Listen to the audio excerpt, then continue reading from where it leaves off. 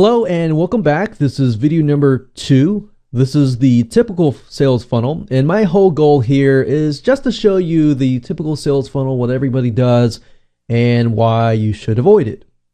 So if you're not familiar with one-time offers, let me explain. If you already know what a one-time offer, great. Just hold on a second. Let me explain. So a one-time offer is presented behind the front-end offer. So if you buy a book, let's say for example, you're presented with an offer that says, hey, you just bought this book, but if you like the video course that goes into a lot more depth, here it is for $7 to $27. Now, that's what we call a one-time offer. The one-time offer only activates when somebody purchases the front-end offer. This is not the same, and not to be confused with McDonald's that offers the would you like fries with that, or would you like to make it a large for just a few more cents?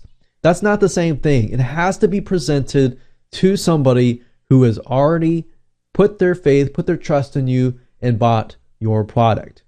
Now, you can have multiple one-time offers after that one-time offer, which we'll get into more into a second. So this is what the crowd does. These are what we call linear one-time offers. You buy the front-end offer, then you're presented with one-time offer A, which, let's say, put this in real life example. Front-end offer could be a book on how to save money through taxes. So maybe deductions that you're missing and stuff like that. So that's the book version.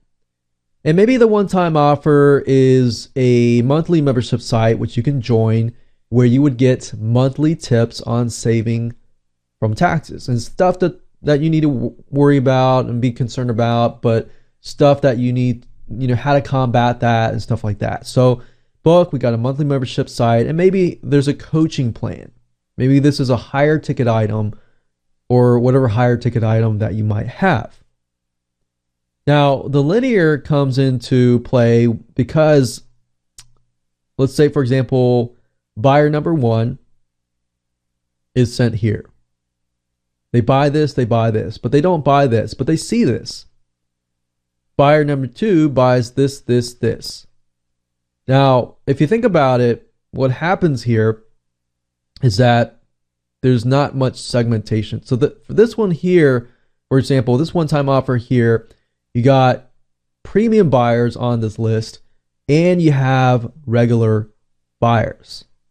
You see what I'm saying? You see why linear one-time offers can be profitable from a profitability standpoint, but as a long-term strategy, it's not really ideal.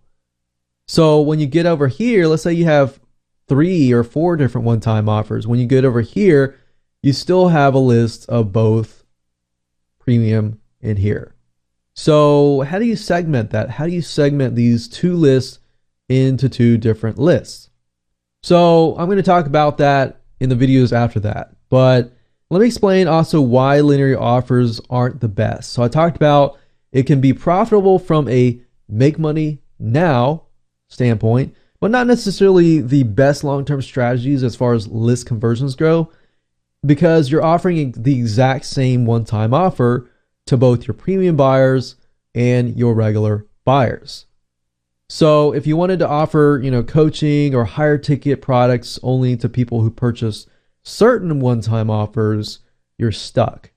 All right, so let's move on to the next video.